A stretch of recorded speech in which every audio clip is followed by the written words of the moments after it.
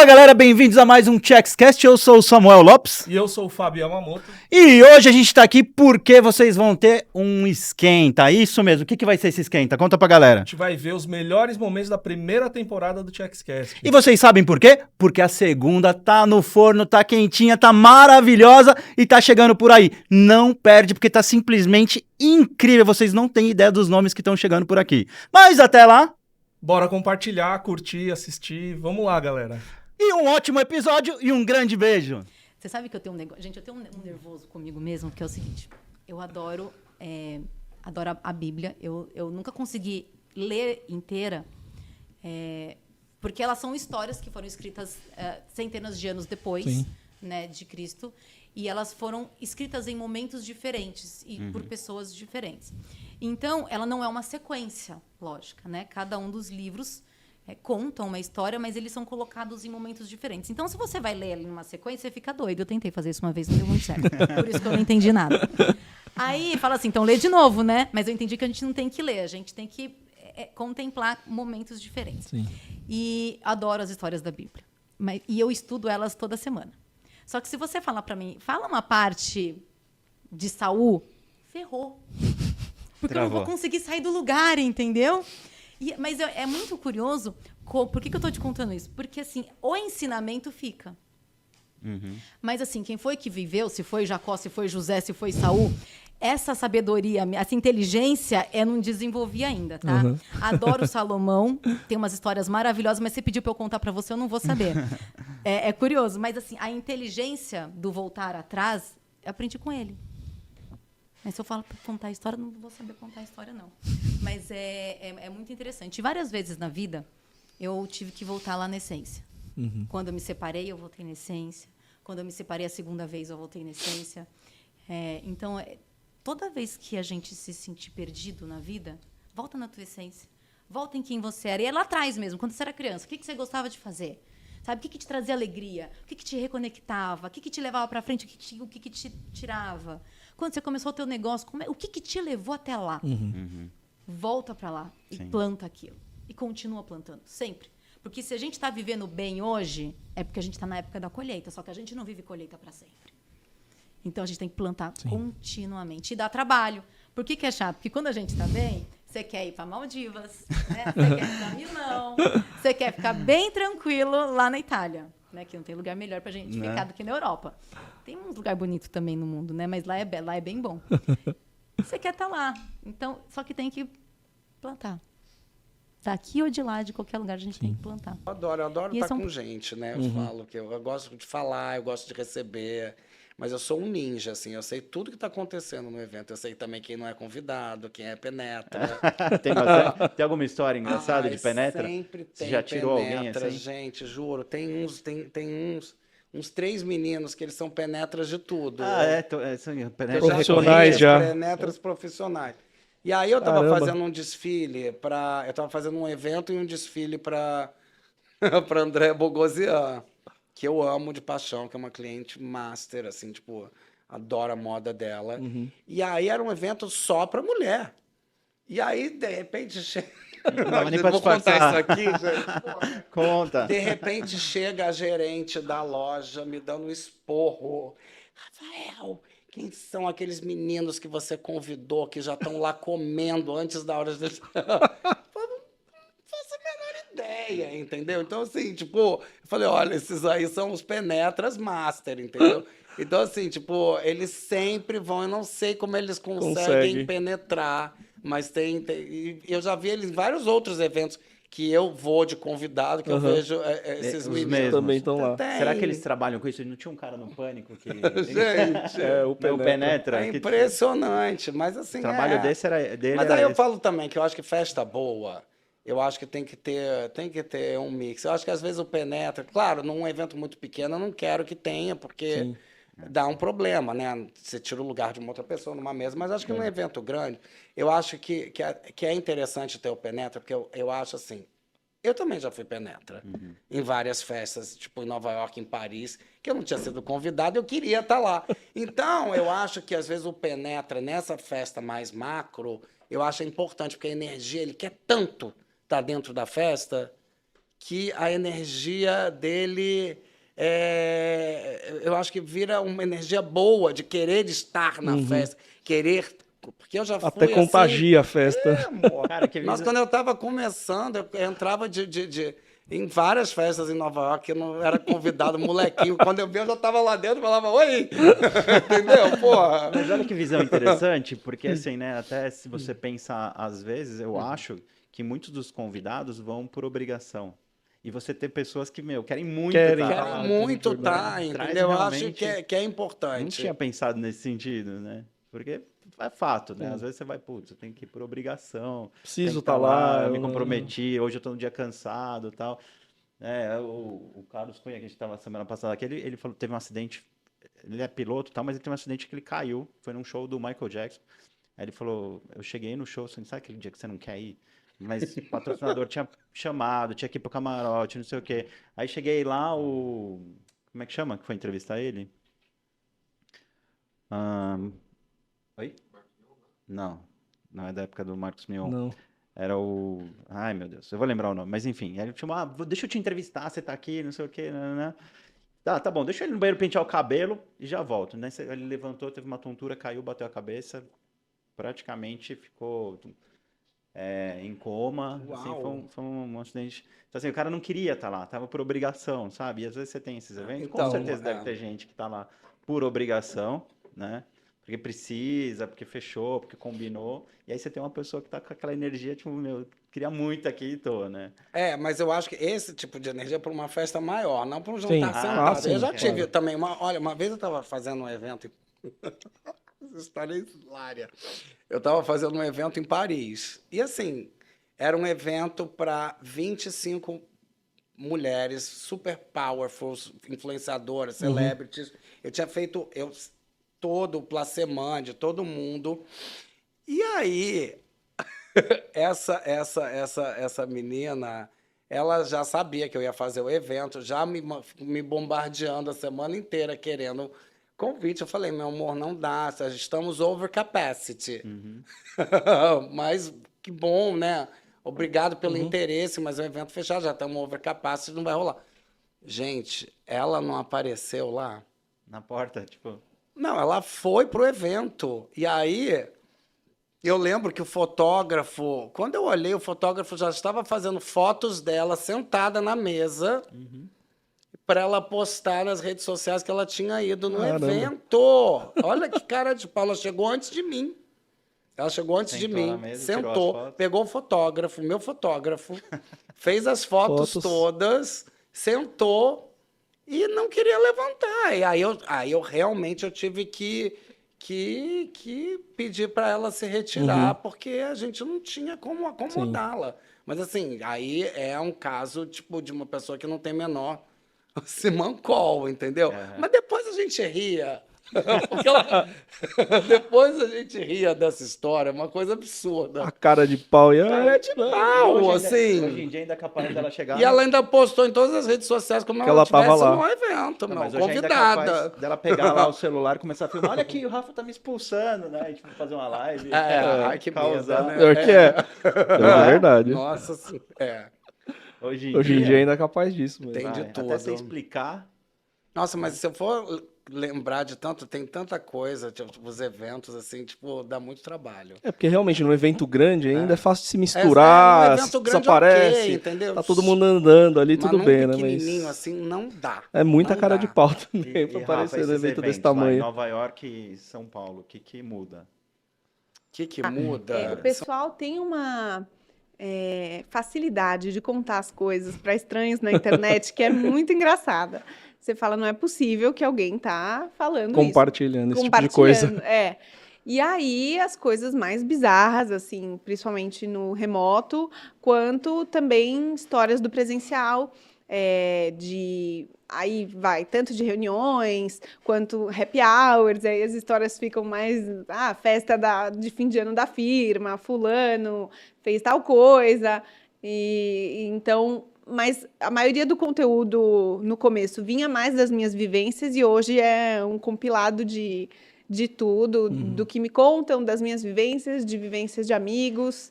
E também de outros criadores de conteúdo que eu me inspiro e acabo adequando aí para o meu público. Eu já cometi uma gafe dessa, né? Tava de camisa e bermuda. Levantei pra atender a porta e esqueci que eu tava de bermuda. Mas bermuda é ok, o problema é se fosse roupa Não, eu íntima. tava ainda de bermuda ainda. Só que eu levantei, quando eu voltei, falei, meu Deus do céu. Uma vez, uma mulher de uma agência estava fazendo uma reunião comigo e eu trabalhava com trade marketing, então tinha muito contato com terceiros, né? Com empresas terceiras, e uma delas era essa agência.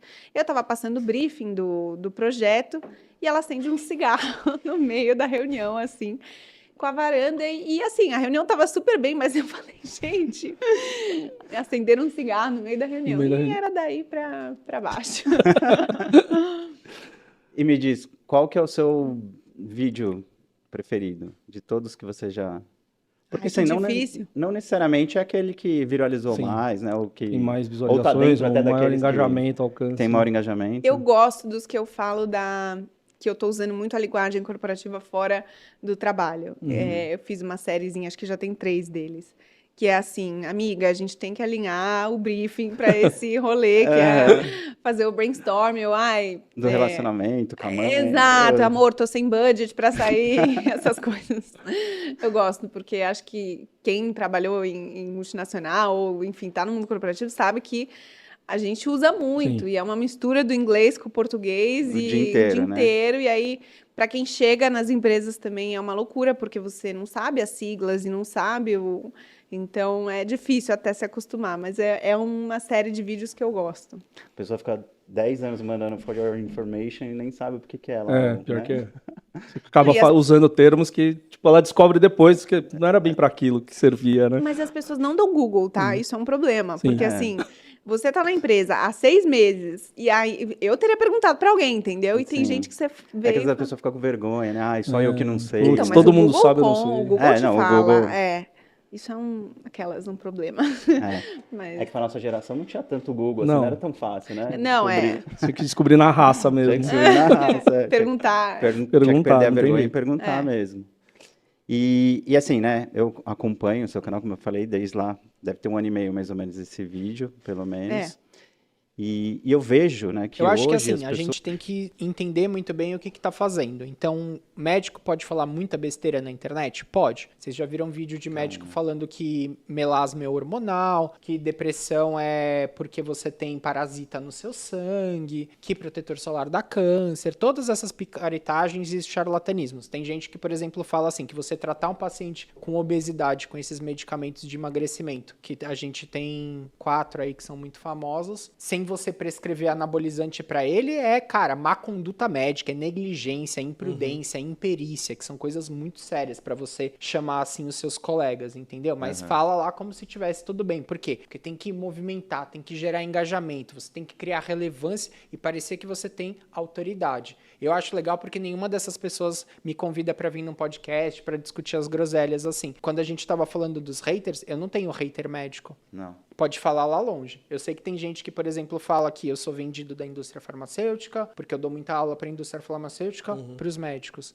Tem gente que fala que, por exemplo, eu não sei do que eu tô falando. É aquilo. Eu estudo um pouco para falar, para conversar a respeito das coisas, mas é aquilo. Eu não tenho hater médico que vem lá no meu Instagram para falar assim, isso daqui que você tá falando. É aquilo, né? Desce pro play quem sabe brincar.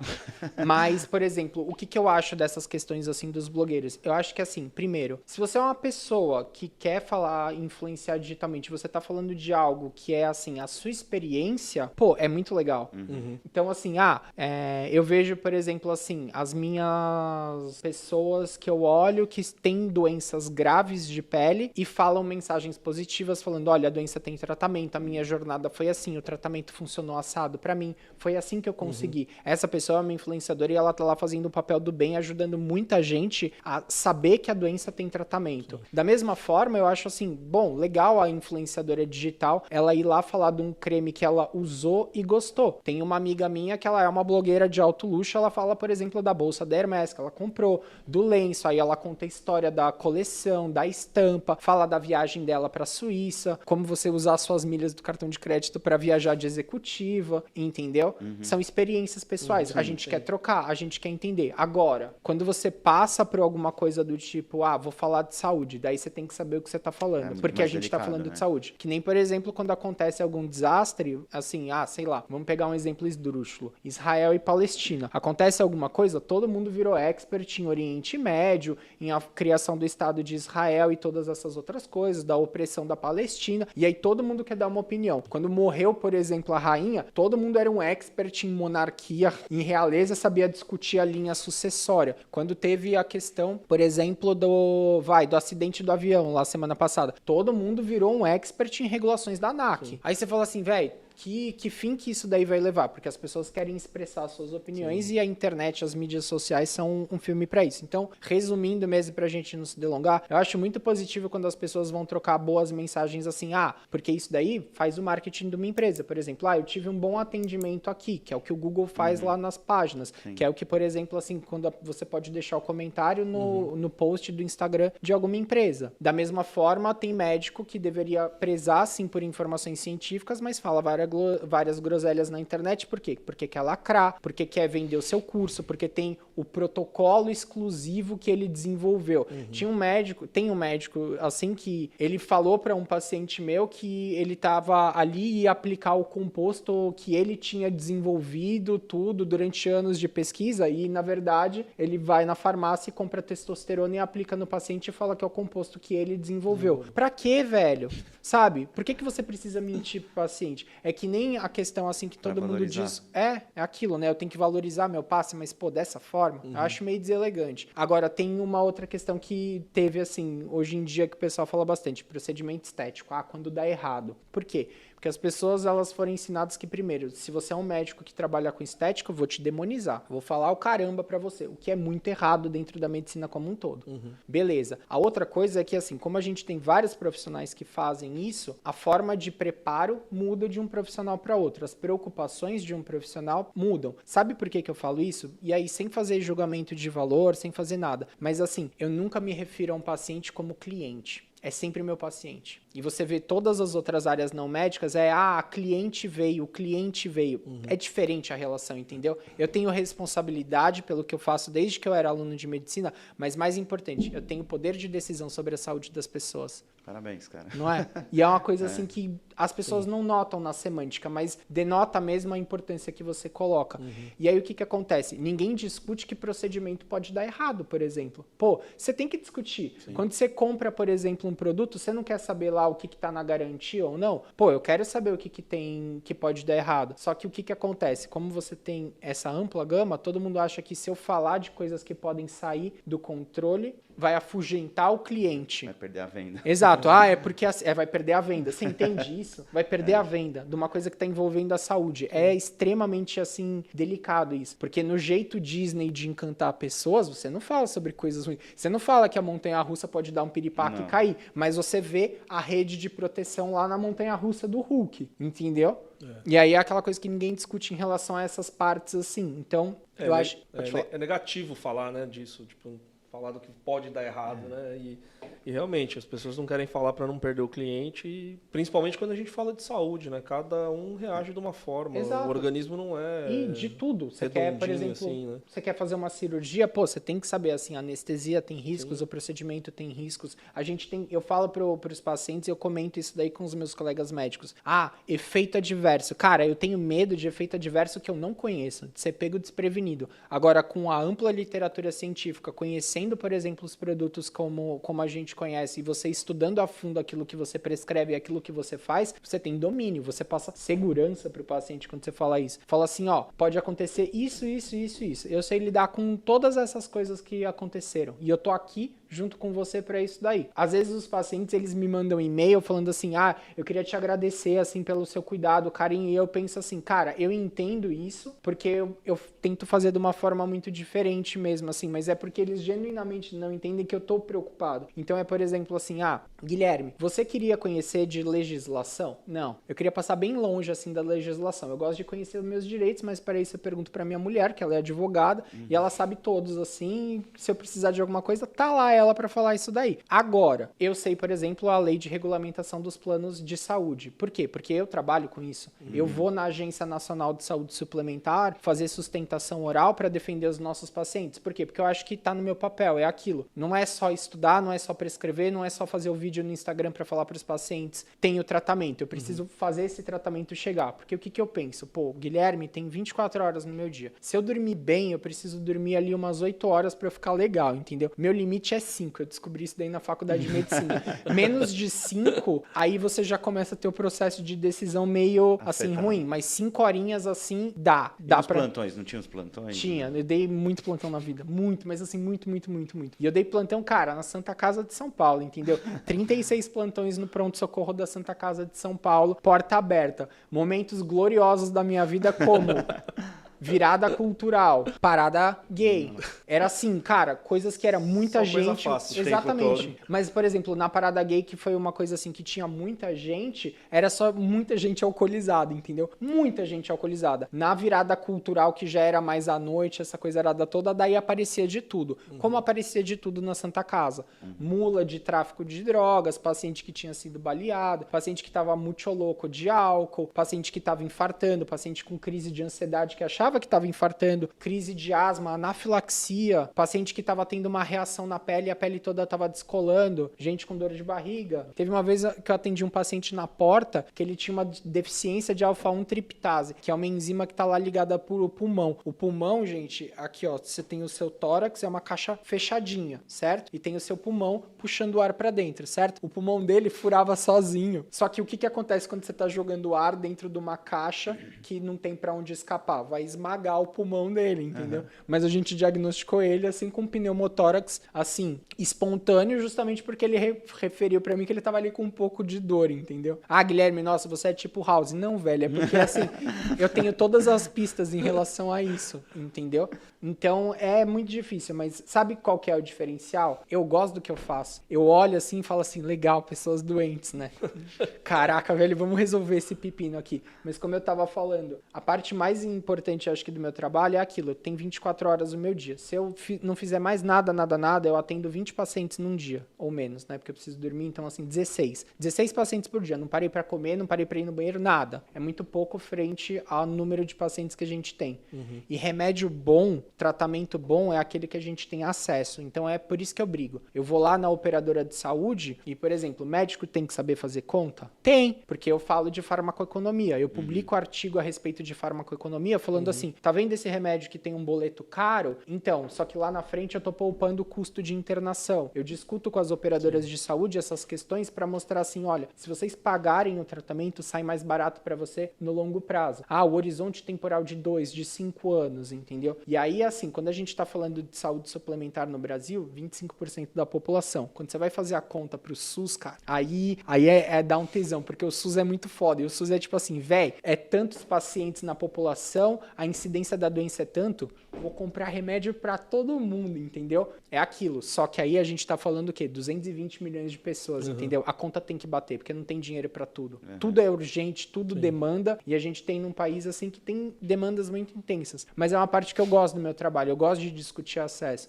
Eles me chamam para fazer, assim, aulas com as operadoras de saúde para falar da doença, para mostrar por que é importante, para apontar, olha, esse daqui é o caminho que você poupa gasto. Eu ensino isso daí para os médicos, porque é aquilo, as pessoas acham que hoje o plano de saúde está falindo porque o remédio é caro, porque a indústria farmacêutica quer o lucro. Não, gente. 3 a 4% do orçamento da operadora de saúde é gasto com oncologia e os remédios assim imunobiológicos que são caros. O gasto está onde? internação e excesso de exame. Aí é uma questão assim de entender como é a estrutura. Por isso que você vê esse movimento de verticalização. Hoje é aquilo, eu quero ter o postinho, a prevenção, o hospital, a UTI, tudo dentro da minha empresa para reduzir custo. Que é assim, eu acho que é assim que reduz, né? Você tem que ter toda a operação dentro de você para você poder controlar todas as variáveis. Se você tem um prestador de serviço, aí você está contratando um serviço, é o preço do mercado. Muito bom. Então, Aliás, ninguém é obrigado a nada. Você vai ter a proposta, você vai querer fazer. E nem sempre, só porque você fez, você vai conseguir. Agora, o caminho que eu escolhi trilhar de verdade é o caminho mais certo, mais duradouro. Como eu sempre disse, eu não faço tudo por dinheiro, eu não faço tudo pela fama. Deixa eu conquistar do meu jeito, as oportunidades aparecem. Quantas coisas apareceram para mim sozinha? Caramba, então a pessoa realmente gosta do meu trabalho. Então, depende do caminho que você quer trilhar. Você quer passar por cima de tudo e todos para conseguir pegar atalhos? Existe, mas aí será que você vai chegar uma pessoa feliz? Quantos amigos você deixou para trás? Quantas coisas que envolve muitas coisas, como em todos os meios, os nichos empresários que, né, no mundo da moda e tudo, querendo matar o outro para sobreviver, para que a sua marca esteja sempre em evidência, mas aí isso vai de cada um. A gente fala muito de sucesso também, sucesso é particular. É de cada particular. um, né, também. Às vezes a pessoa quer fazer aquilo e quer. E tá tudo bem, gente. A vida ser super famosa e tudo. Mas... E são escolhas, e tem pessoas que são predestinadas também. Eu acho que a gente não tem que se comparar a ninguém. Imagina, a Virgínia estourou, porque as pessoas, nossa, mas e a Virgínia? Nossa, mas você dança mais que a Virgínia, e por que você... Gente, não tem nada a ver. São pessoas que são predestinadas. Não tem ela, a Juliette, o Neymar, tudo eu admiro, e para mim é coisa espiritual. São pessoas que realmente foram predestinadas àquilo, a passar por aquilo, conquistar uma multidão, e tá tudo bem. Cada um no seu tempo, cada um no seu momento, com seu talento. Se a gente fosse comparar, a gente não faz nada. Eu acho que a gente tem que avaliar e admirar o nosso processo, não dos outros. A gente não sabe o que ela passou, o que ela passa. Não, a gente vai viver frustrado aquela empresa também, lá, tá lá. A gente não sabe o que a pessoa... Quantas pessoas estão muito em evidências e tem muita assessoria, tem empresário por trás, investe uma cacetada de dinheiro, coisas que eu não invisto ou que eu não tenho condição, alguma coisa. Então, como é que eu vou me comparar com uma pessoa que envolve muita coisa? Né? Artista tem muito disso. Tem muito. Investe muito dinheiro para aparecer no meio da música e tudo. Então, você vê, envolve muita coisa por trás. Aí eu vou me comparar? Exato. Eu vou querer, não tem como. Muita gente faz isso e acaba se frustrando, né? Todo mundo se compara e acaba ficando muito frustrado com isso. Terry Crews. Eu vi uma vez ele dando uma entrevista e ele falou isso. Ele falou assim, eu passei a ter mais sucesso, a ser feliz. Você sabe quem que é? Sei, ele é demais, engraçado. E ele falou, quando eu percebi que eu tinha que ser quem eu sou, né? Eu tinha que ser melhor que eu fui ontem. E não ficar me comparando com o The Rock, ficar me comparando com o Stallone, ficar me comparando com... Não, eu não quero ser melhor ou pior que eles, eu quero quem eu sou. E existe muito isso, imagina, essas pessoas muito famosas, né? É uma briga de ego. Vocês assistiram o documentário daquela música do... o Word, que foi o Michael Jackson e vários músicos muito famosos da época? Eles brigavam entre si, não se falavam. Alguns não quiseram participar, porque aí ele vai aparecer mais do que eu e tudo. Então, imagina. Não gravava e outra gente dia, não gravava no mesmo dia, no mesmo nem... ambiente. Eu falo, gente, que loucura, pra que isso? Um precisa do outro. E sempre vai ter um que vai se destacar mais, que conquista mais. Eu fico feliz. Se eu estivesse no meio deles, que eu fizesse um A, eu já estava feliz. Caramba, me chamaram. Eu estou ao lado desses... Né? Os caras são incríveis, monstros. É muito estrela, muito ego. Muita estrela, muito ego. Mas não precisa ser muito estrela. Tem pessoas que têm muito ego, né? Sim, não precisa nem ter chego. Porque brigava por um lugar, gente. E o lugar, assim, para dançar, tipo, era um passo à frente ou aqui. Mas, tipo, eu tô dizendo um exemplo. Não precisa disso, que bobagem. Todo mundo vai aparecer. E quem tiver que brilhar, vai brilhar. Se estiver lá atrás, você vai brilhar. A pessoa vai te dar um destaque, vai te dar um zoom, vai te chamar e vai brilhar. Não adianta. Cara, tem gente que...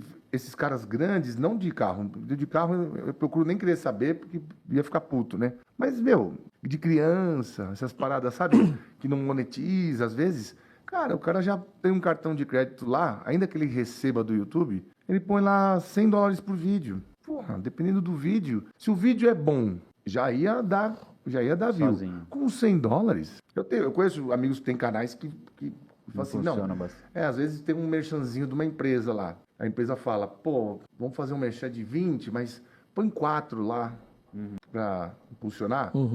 O cara fecha. Fala, não, beleza, eu ponho. Aí ele me compõe 2 num dia, 2 a cada, depois de 15 dias. Estratégia da agência lá. Eu nunca fiz, né? Nunca precisou, porque acho que pro mercado de carro, o que eu dou de view ali, que a marca precisa, e se eu fizesse um negócio que desse 1 milhão em uma semana, ia ser muito estranho, né? E assim, não adianta, porque tem uma conta entre likes, views e comentários. Esse triângulo, não tem como se enganar. Tem que bater. Sim. Não tem como se enganar. Viu um vídeo de 100 mil views com 60 comentários? É grana. É grana. Não adianta. Você consegue mandar lá pagar pra ter os comentários. Não dá. Tudo também. Mas não dá, sabe por quê? Puta, o texto é muito ruim e a maioria é emoji. É, isso que eu ia falar. É que comentário normalmente é uns emojis nada a ver, assim, nos perfis. 100. Você olha lá e fala, meu... Esquece, cara. E assim... Mas isso desde sempre, porque assim, hoje você tá com quase 500 mil no YouTube, né? 460. Mas, meu, cresce 4 mil por mês, faz a conta, ó. Tô desde outubro de 17 ou de 18. Não, 18 já tinha o YouTube porque acabou a revista. Outubro de 17, por salvo engano. 18, 19, não, 17 pra cá, 8 anos vai fazer em outubro desse ano. Divide por mês, 12 dividido por... 10 seriam 120... Menos 84 meses.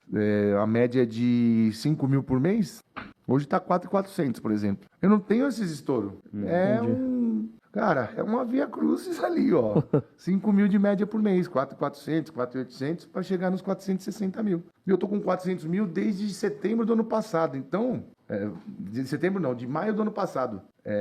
Maio ou abril? Não, foi mais, porque eu vi uma recordação esses dias, eu comemorando os 400 mil. Foi maio? Não, foi abril. Enfim, essa época aqui. Então, 100 mil tá levando um ano quase. Isso porque a Bibi viralizou, vai dando uns picos, né? Mas, cara, é difícil. Sem botar grana, só no gogó. Foda. E cara, o que você vê pro futuro, assim? Porque a gente tava falando, né? Até perguntei, se você já entrou no YouTube na época que tinha aquelas remunerações em tese mais altas. Você tem eu entrei no YouTube e já tinha canal com 4, 5 anos, né? Mas você pensa em mudar?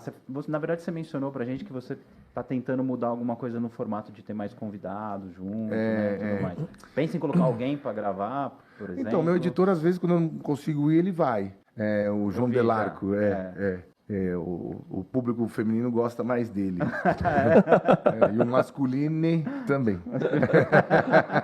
Faz mais sucesso. Mas eu também já tive 30 anos, fui bom nisso. Assim, eu tenho um plano de fazer um negócio uma vez por mês, como fosse uma gincana mesmo. Um negócio mais hardcore, comigo ali, meio de capitão do negócio, levar uns caras, carro, desafio, quiz, torta na cara, tudo. Tudo que deu merda nos anos 80, de audiência, fica assim, os caras são loucos, joga na piscina, essas paradas. Aí, vamos chamar Não um Jackass também. Não, mas vamos chamar o Carlos Cunha lá pra fazer pode as ser loucuras lá também. também. É isso aí. Quem derruba Carlos Cunha? O Carlos Cunha vem com o chevette, o cara vem correndo com o ombro.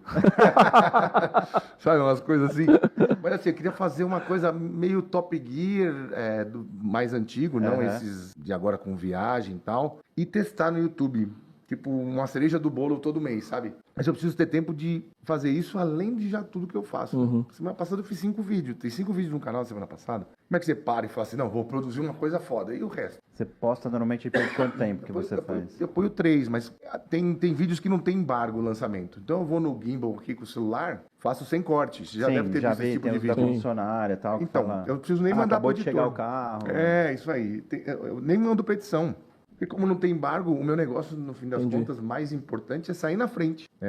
Sair na frente, pra mim, é melhor do que fazer um vídeo bem produzido, hoje.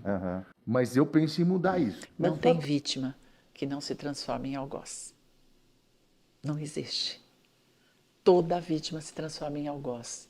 Então, todo algoz foi uma vítima uma vez. E é nesse lugar que a gente precisa chegar para poder compreendê-lo. Ninguém é o que é porque quer. Nós somos programados pela nossa infância. Programados. Mas a gente consegue reprogramar? Por treino, repetição e treino. É o que eu tenho feito. Quando eu era pequena, meu pai era colecionador das seleções Ridgers. Vocês já ouviram falar? Já. Era uma revistinha que se comprava nas bancas e tal, né?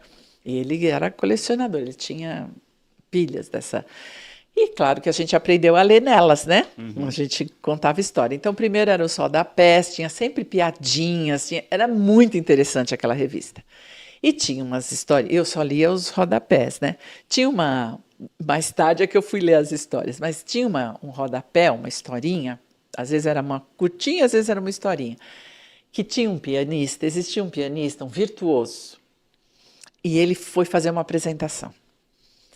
Mas ele tirou lágrimas da plateia. Ele fez uma apresentação, acho que a melhor da vida dele. Foi um espetáculo, exatamente como é essa palavra. A plateia toda comovida.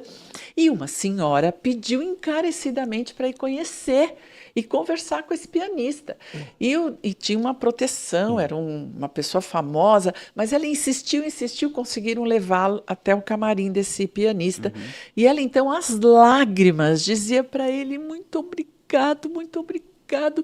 Você não sabe o que foi que você fez, o meu coração está transbordando. Muito obrigado, muito obrigado. Você está de muito parabéns, você colocou a sua alma no piano, foi lindo. Eu daria metade da minha vida para ser como você. Ao que ele respondeu para ela: foi exatamente isso que eu fiz.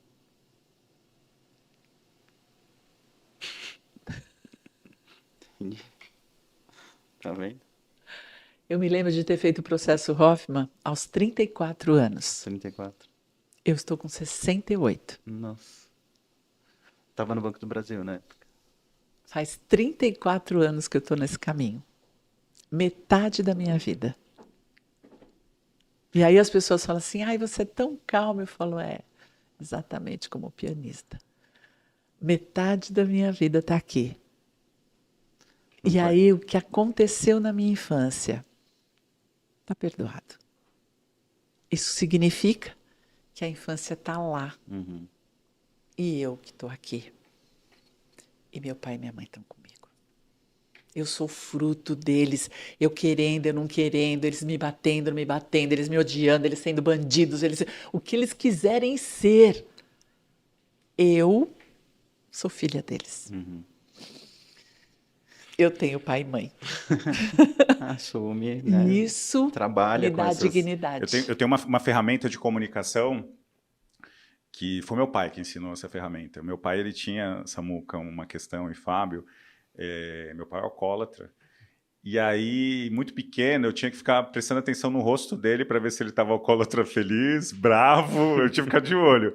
E ele, assim, e nas nossas histórias acontecem isso, né? Então você pode ali falar que eu tive um pai problemático ou um pai que me forjou. Eu prefiro ficar com essa história do que me forjou. O Miro me forjou. E ali eu estava super de boa, entregue. Só que eu comecei a olhar o rosto das pessoas, eu fiquei imaginando histórias. Foi o superpoder que ele me passou. Presta atenção nas pessoas. Então, às vezes eu vou dar palestra, eu tô com o notebook, tá tudo preparado ali. Eu já cheguei em lugares que tinha um monte de senhores, senhoras, velhinhos, assim. Eu falei, tem nada a ver, eu abri um PowerPoint, né? E ali começou a bater um papo. Então, a primeira coisa é observar esse público, começar a dar risada, chorar juntos e tal, e contar as histórias. Ali aconteceu uma coisa muito bacana, que eu abri uma brecha para contar uma história da minha vida, eu comecei a me emocionar, e eu comecei a ver que as pessoas se emocionaram também. Aí, naquele momento, eu falei assim, vamos abrir mais o coração. E foi uma coisa muito gostosa. Que uma vez o mentor falou para mim isso. A gente estava vendendo um curso, Samuel, e eu tenho uma academia de vendas, eu tenho uma empresa, né, que é a Red Kite, que a gente tem uma máquina de vendas e tal. E eu estava usando todas as técnicas de vendas que você possa imaginar. Gatilhos mentais, storytelling, não sei o quê, e não estava convertendo nada. E esse mentor falou assim para a gente, ele falou para mim em específico, ele falou, Marcelo Bispo, você está com a ferramenta, ótimo, mas fale com o coração das pessoas. Eu estava falando com a mente. E desde então, a minha missão é falar com o coração e está tudo certo. O coração é o seu primeiro órgão. Então, lá no útero da sua mãe, o coração foi o primeiro órgão que teve uma conexão ali com você. Se você acreditar em algo espiritual, não é o objetivo aqui. Mas o seu coração, na ancestralidade, ele é mais velho que o seu cérebro. Através das células geradas, enfim, pelo seu coração, teve seu cérebro. O coração, há quem diga que ele faz sinapses e tem neurônios também. Então, quando fala, é muito romântico, né? Vou falar com o meu coração, não é dessa forma. mas é uma forma não tão racional. Tem algo acontecendo aqui que nós estamos nos comunicando além do que eu estou falando. Nós estamos aqui, eu estou observando vocês, mas tem um Wi-Fi que acontece aqui, quer nós acreditemos ou não. Mas esse dia aconteceu uma simbiose ali, Samuca. Eu fiquei muito emocionado. Eu vi que as pessoas se emocionaram também.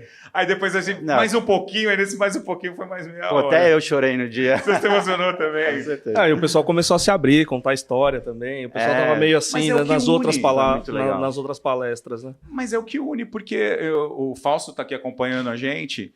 Às vezes, no nosso trabalho, é claro que nós que somos empresários, às vezes a gente não gosta muito do futebol, porque tem pessoal preenchendo depois lá o afastamento na segunda-feira, né? Às vezes o futebol de sexta que se machucou. Mas às vezes aquelas pessoas que não se dão bem no trabalho, estão ali, não sei, não gosto muito do Samuel, eu vou jogar bola com o Samuel, gente boa, tocou a bola, teve a resenha, e ali tiram esses movimentos, né? Então, as empresas, eu acredito que são plataformas de conexão de pessoas e histórias. Tem o Alan, que é meu sócio, eu conheci o Alan na ProPay, e ele é meu sócio. A gente já está... É uma amizade de 20 anos, mais de quase 10 anos de sociedade. Não estou aí que nem vocês, aí 11 já eu chego lá e vocês já estão na frente. Eu conheço o Alan antes, hein? Você conhece o pai do Alan, né? Você conhece o senhor Aguinaldo, né? Então, mas enfim, Samuca, para passar para você, obrigado. Mas me fala, você conheceu o seu Aguinaldo, você já trabalhou com ele? Ele foi meu chefe, cara. Ele foi seu chefe. Meu chefe, meu primeiro chefe. O pai do meu sócio, Alan, foi líder, chefe. Ele foi que empresa, você lembra? Ele trabalhava com meu avô. Trabalhou com meu avô, trabalhei 6 anos com meu avô. E, sim, né, comecei lá cedo, office boy, o pessoal não conhece essas histórias, né, mas trabalhei na expedição, carregando caminhão, carregando tecido e tal. Fui para office boy, depois disso fui para o escritório, aí quando eu cheguei no escritório, aí eu fui para a área financeira. Isso lá com meus 16, né, comecei lá acho que com 15, 16, lá para os 18 eu fui para a área financeira, aí eu comecei a trabalhar com o Aguinaldo, o pai dele, é ele que me ensinou tudo lá atrás, e foi lá que inclusive eu decidi seguir, né, numa linha de faculdade administrativa, porque até então eu queria fazer veterinário. E puta coincidência, conheci o Alan quando era criança. E teve uma coisa assim, o Alan é um cara muito inteligente, hoje ele tem 35, 36 anos, mas ele sempre um jovem muito educado, muito engraçado, muito inteligente. Acho que é parar por aqui, né? O Fausto olhou aqui, o Fausto tá assim... Ele gosta de festa, enfim. Mas o Alan, eu vejo muito a criação que o seu Aguinaldo deu para ele. Sempre eu falo que o Alan é meu irmão de coração, mas todas as interações que eu tive com o seu Aguinaldo foi uma elegância, uma educação, uma visão. E a forma dele treinar... O Alan me conta histórias dele. Vou abrir aqui uma coisa, Alan, o seu Aguinaldo... Às vezes ele testava o Alan jovem, ele pegava uma grana e depositava na conta dele, assim, tipo, sabe assim, ó, fiz o Pix errado, não era Pix na época. Caiu o dinheiro lá, hein, filho, depois você passa para minha conta. Ele fazia umas coisas assim, uns testes assim legais com o Alan e outras coisas, outras histórias, conversas boas. Ele foi treinando muito o Alan, assim. Então bacana, né? Eu vejo a parte de pai e você vê a parte do líder, do cara que era um pouco pai. Mas eu acompanhava também, porque a gente trabalhava juntos todo dia, né? Na época não tinha home office. Então a gente tinha muita proximidade, a gente trabalhou muito tempo juntos ali. Um cara que eu respeito demais, um cara incrível, gosto muito dele. Brigadeiro, eu sei que teve a questão do problema da coluna, que encerrou ali sua carreira, né, como lutador, mas qual foi o maior nocaute que você já levou na vida? Maior nocaute que eu levei na vida de forma geral, foi ter perdido um aluno meu, o Alanzinho, Alan dos Santos, tem, acho que vai fazer 7 anos, eu acho, se eu não me engano, que era o meu xodó, assim, o moleque era meu braço direito, meu xodó, super saudável, e teve um câncer e morreu assim, e definhou, eu vi ele definhando antes de morrer. Com quantos anos? Tinha 32 anos ele. Jovem. Cabeça, não? 31 anos. Câncer na Intestino. cabeça? Intestino? Moleque, isso aí foi um puta do nocaute. E tive que segurar a onda. E como é que você segurou essa onda na época? Deus. Eu tive que segurar a onda de toda a equipe. Ele era o cara que todo mundo da equipe era fissurado, apaixonado. Era um moleque diferente. Do bem. Um moleque diferente. Um moleque aquelas pessoas que tu fala, não pertencia a esse mundo mesmo, não. Não merecia estar aqui, não. E eu, porra, no meio do sofrimento, eu tinha que segurar a onda da galera toda, né? Inclusive da esposa dele, que também era minha aluna. Então, todo mundo devastado e eu também tendo que segurar a onda de todo mundo. Aí eu optei, ou eu ia chorar também igual todo mundo, porque o moleque tinha morrido, ou eu ia ser grato e agradecer pelo tempo que eu tive com ele. Eu optei por ser grato. E aí isso me fez, no velório dele, estar com um sorriso no rosto. Eu mesmo não entendia. Eu olhava pra ele e ria. Entendeu? Alguém te criticou por isso, não? Não. Não? Não, porque ninguém nunca duvidou do o quanto eu amava esse moleque. Você gostava dele? Foi só questão de opção. Eu fiz uma opção e falei, não, Consciente, né? eu vou conscientemente me sentir, ver o quanto que Deus me ama de ter me propiciado viver com esse moleque tanto tempo. Então, foi assim que eu segurei a galera. Mas não foi fácil, não. Imagino. Eu lembro quando meu pai faleceu, eu falei, puta, eu vou segurar a onda pelas minhas irmãs, mas não segurei, não. Não é fácil, cara, não é fácil, né? Tinha 20 e poucos anos e tal. A gente não é preparado, embora a gente tenha certeza que a gente vai se despedir de todo mundo mais cedo ou mais tarde, é algo para o qual a gente não se prepara, né? Eu tento me preparar todo dia. Tem um ritualzinho, eu acordo, olho pro espelho, falo, hoje é um excelente dia para morrer. Lógico que eu não quero morrer, óbvio que não. Mas eu me forço a falar isso. Aliás, você é um cara que gosta de viver. Gosta bastante. E, Porra, tipo, muito. leva isso muito pros seus filhos também. Muito. Então, esse exercício que eu faço toda manhã é para me lembrar, malandro. Uma hora vai acabar, tua ampulheta lá em cima e tá correndo. Uma hora, tomara que ela seja muito grande, que tenha caindo grãozinho por grãozinho. Mas o dia que vier eu tô preparado e quero ir sem peso, sabendo que eu aproveitei cada momento, entendeu? Então é importante, eu me preparo todo dia para isso. E a passagem do Alanzinho foi algo muito importante nesse sentido, de me ensinar que eu preciso valorizar cada momento, que eu não sei quanto tempo que as pessoas estarão na minha vida. Né, a gente tá falando aqui do Royce, do Vitor Belfort, e você falou, pô, só de estar lá treinando com o Vitor Belfort já era um puta negócio.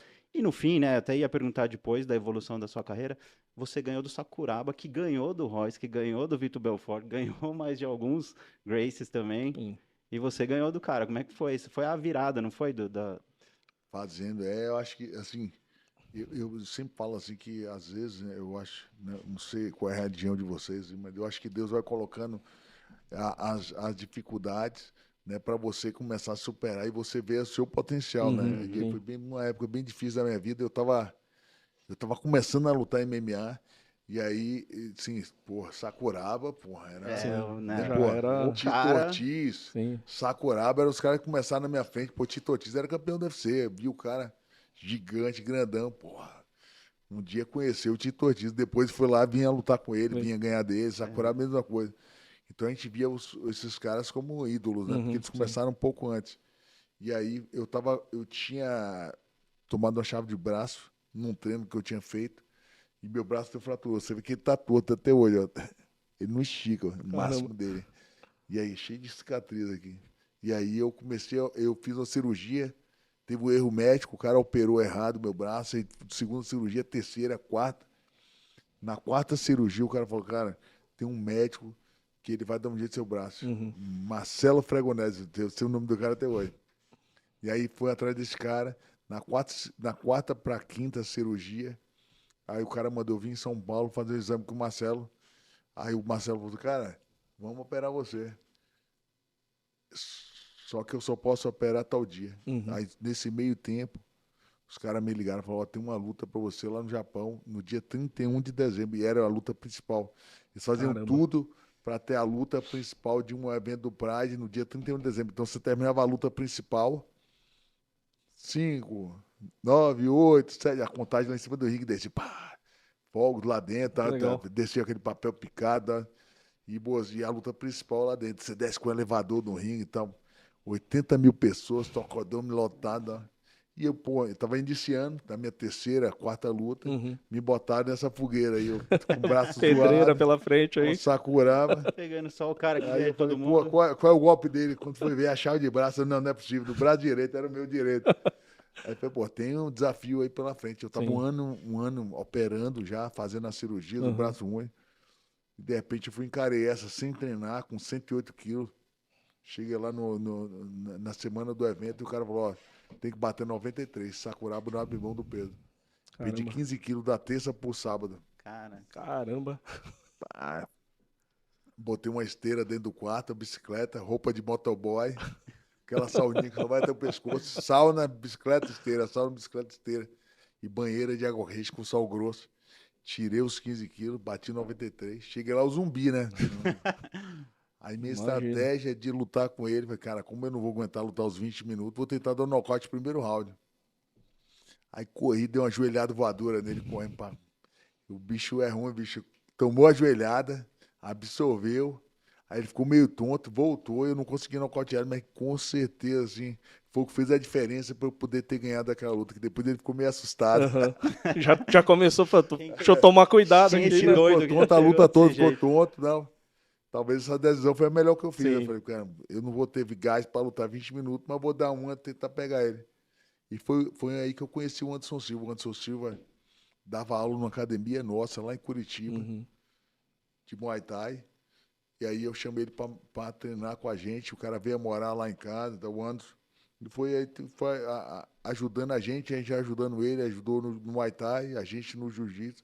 Fez a parceria e aí a gente saiu da BTT, que era a equipe que eu lutava, e montamos a Tia Nogueira na época. Então essa luta foi bom, que eu conheci o Anderson, foi uma virada de chave também, que eu ganhei de um cara bom. Depois daí os contratos começaram a vir para mim, a oportunidade. Então, às vezes, assim, a dificuldade, Deus bota um passaporte para você ir para outro nível, né? Imagina se você tivesse falado, não vou, né? Pô, foi uma virada de chave ali importante para sua carreira. Nunca ia fazer uma luta principal do evento desse fácil, assim, no começo da carreira. Começando ainda. Minha bolsa foi 5 vezes mais rapidinho, assim, em uma luta. Aí venceu, já era. E aí ganhou ainda? Ganhei bem.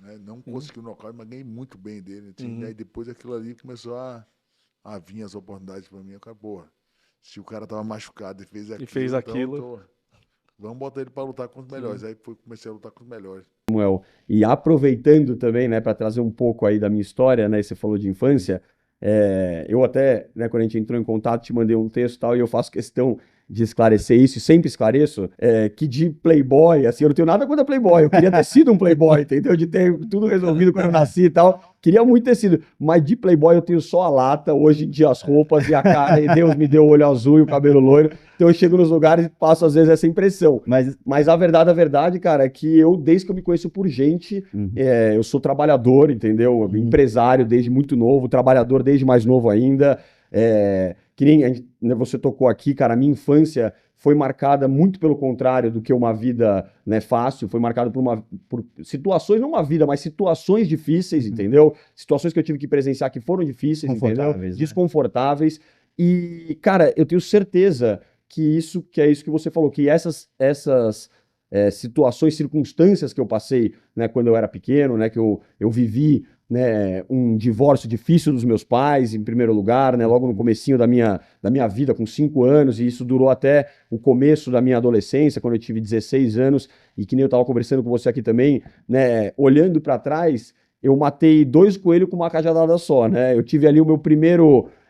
a minha primeira vitória profissional, porque no final, né, quem fez o acordo, né, do meu pai com a minha mãe, né, muito mais do que um acordo financeiro, mas quem fez, né, uma reconciliação entre eles dois, não como marido e mulher, mas como pessoas que compartilharam uma história, tem 3 filhos, e até o conselho que eu dou por aí, eu sou um cara novo e tenho amigos novos, e às vezes vejo histórias perto de mim, pô, tá brigado com as mulheres e tal, não sei o quê. Eu falo, amigão, paciência e sabedoria, porque a partir do momento que você teve filho, é melhor você gostar de conviver com a tua mulher, porque você vai ter que conviver até o final da sua vida, entendeu? Quem me conhece de verdade sabe que falando isso, você não tinha jeito, cara, você nasceu nessa porra e nessa porra que você ia trabalhar, não tem jeito. Isso que eu ia perguntar, aí como que você trabalha essa questão emocional para que você atraia, né? Porque você tem a atração natural, mas você pode evoluir nessa questão para que atraia coisas melhores para sua vida. Até porque muita gente, né, como você bem mencionou, muita gente fala de lei da atração, mas as pessoas acham que é só ficar repetindo mantras, né, e não mudam a postura, né, não mudam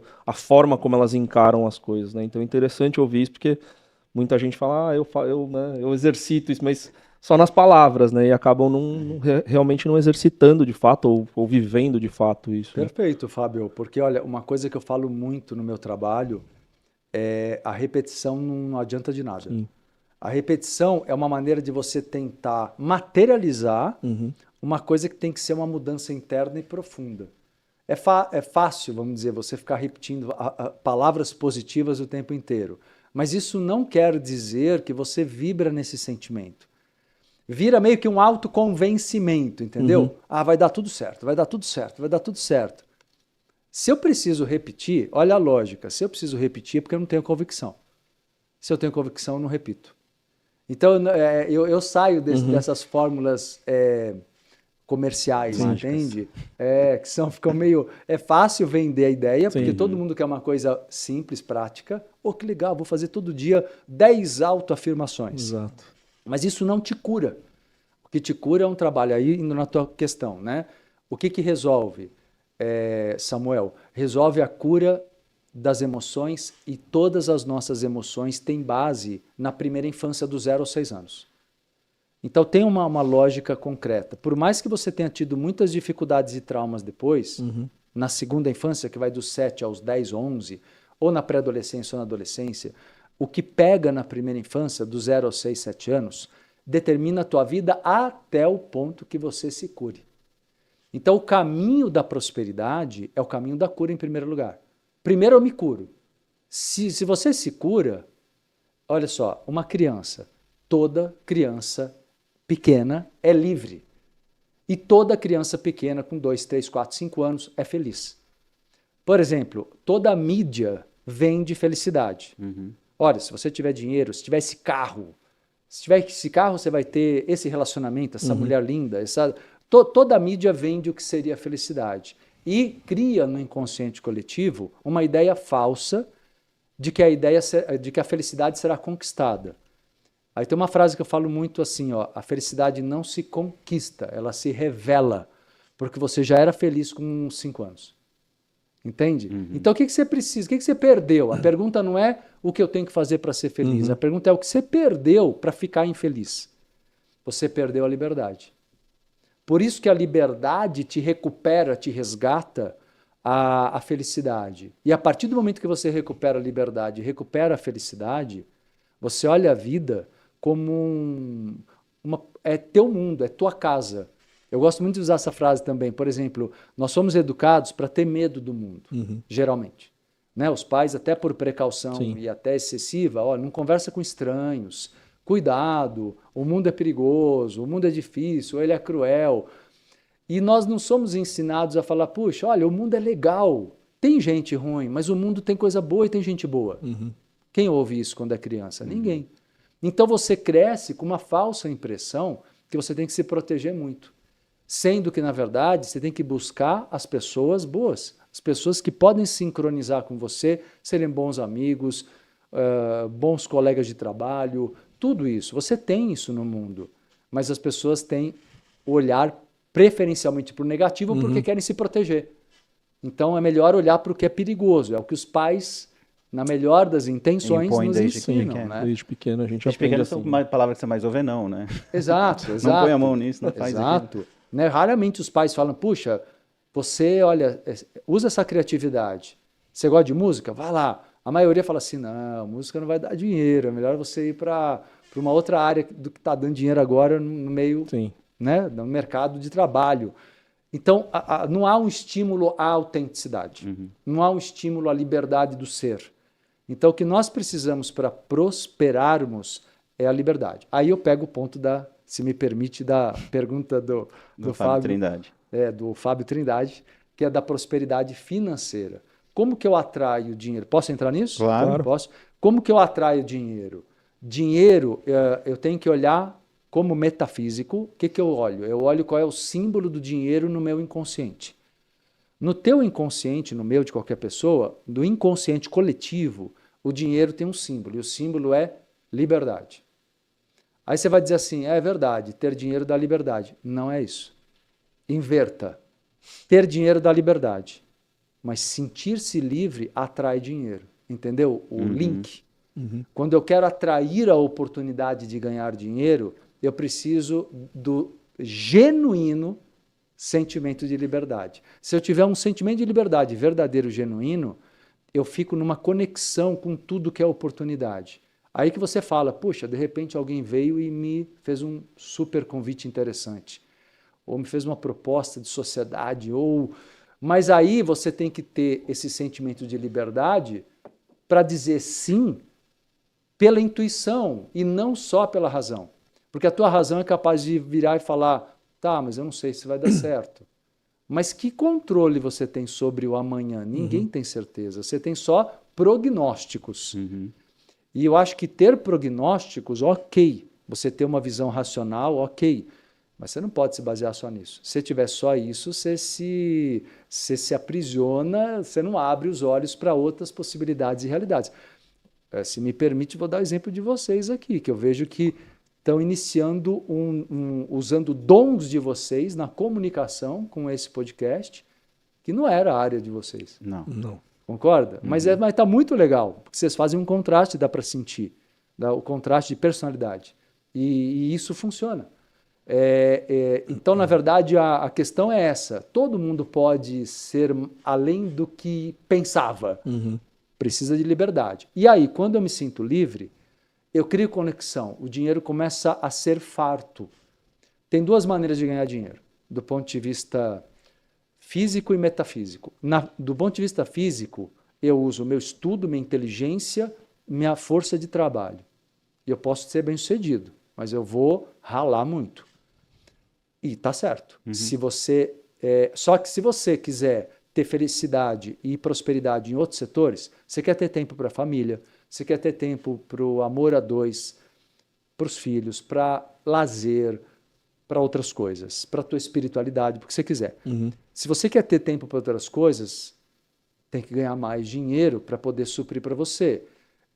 Quando você está na metafísica, se sente merecedor, então a chave de ouro é a lei do merecimento. A gente chama de lei do merecimento. É o merecimento inconsciente.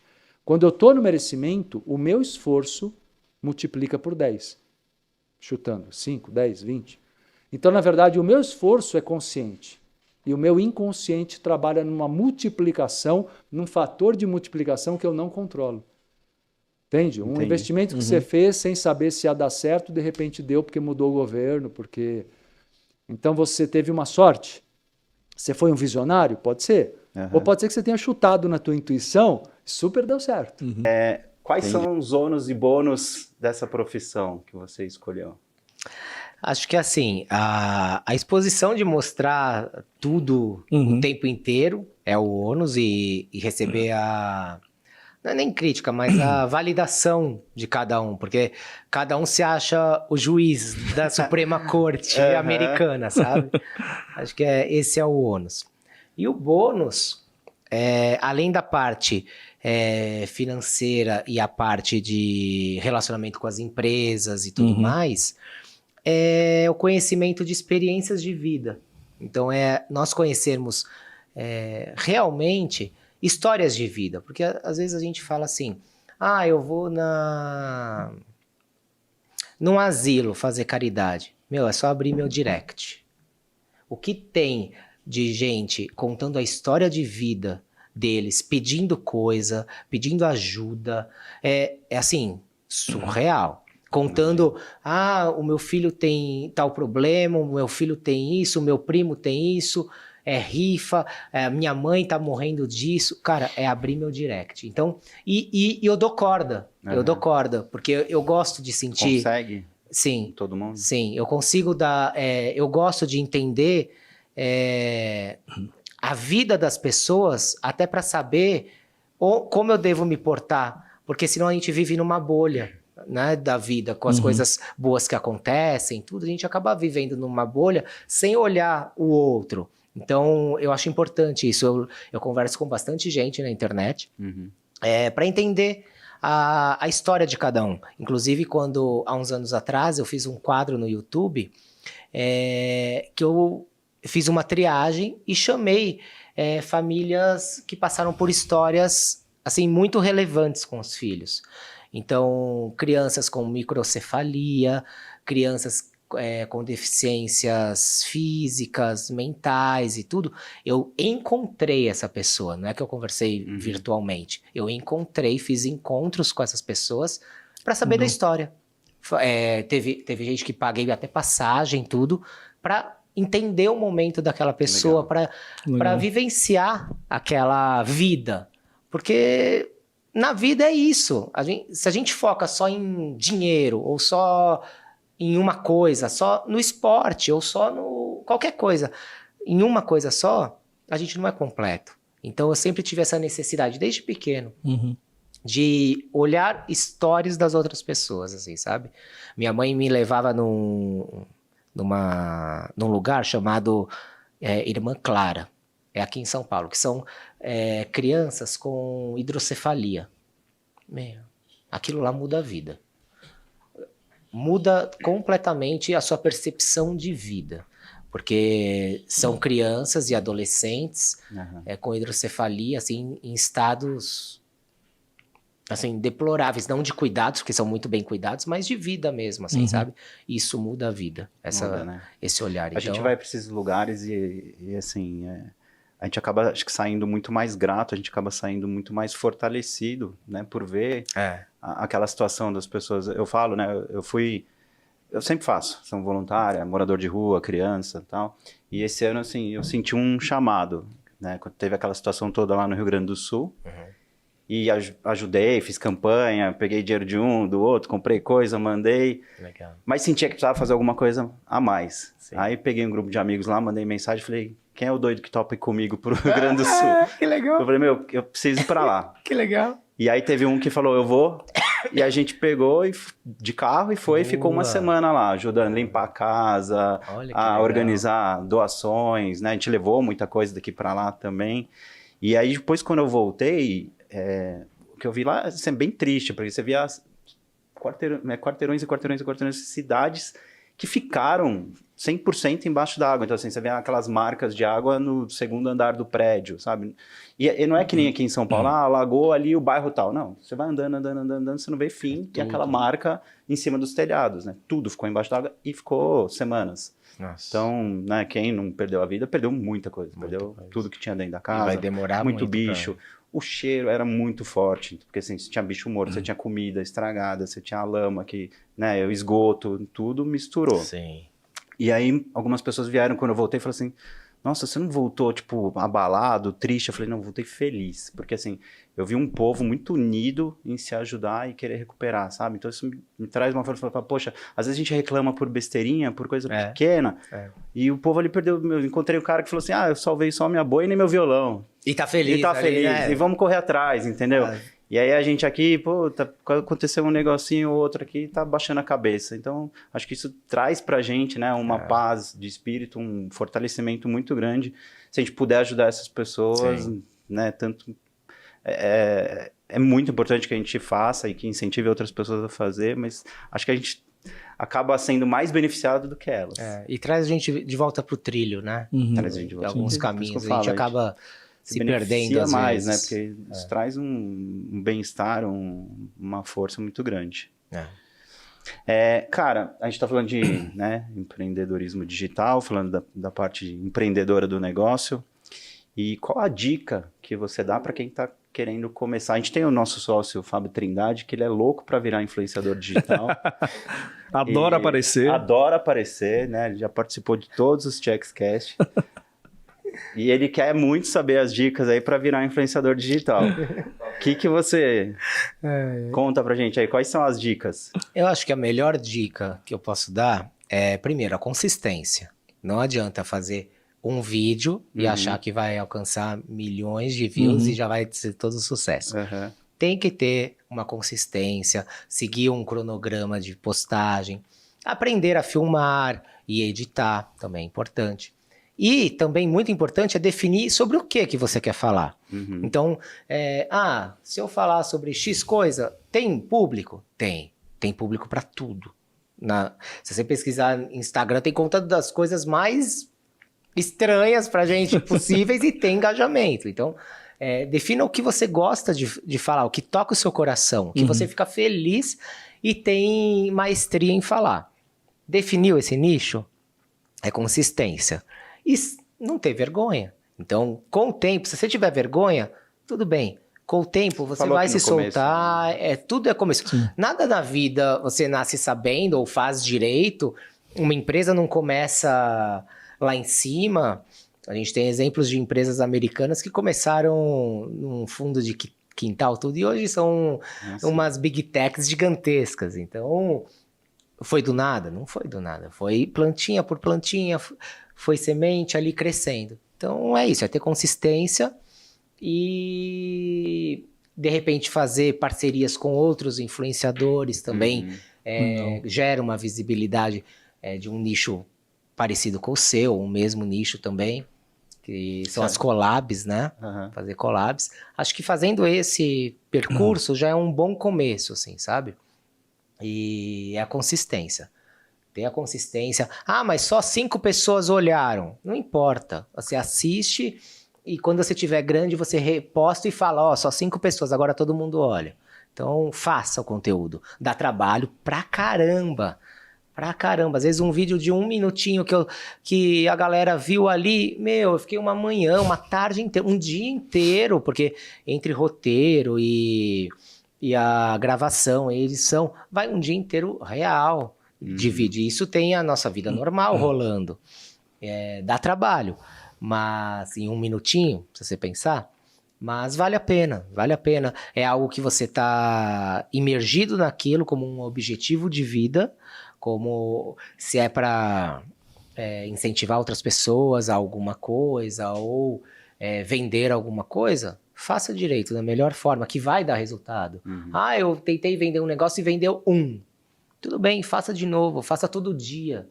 A Virgínia dança a dancinha do marido há anos, todos os dias de manhã. Por quê? Porque é consistência. E olha onde ela tá. Né?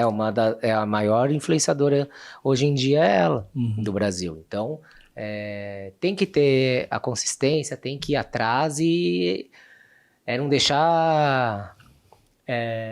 tirar a poeira e sacudir a poeira. A galera tá jogando beach tênis. O beach tênis venceu. O beach tênis venceu. Todo mundo joga beach tênis, meu irmão. Virou um negócio do esporte brasileiro ao beach tênis. É impressionante.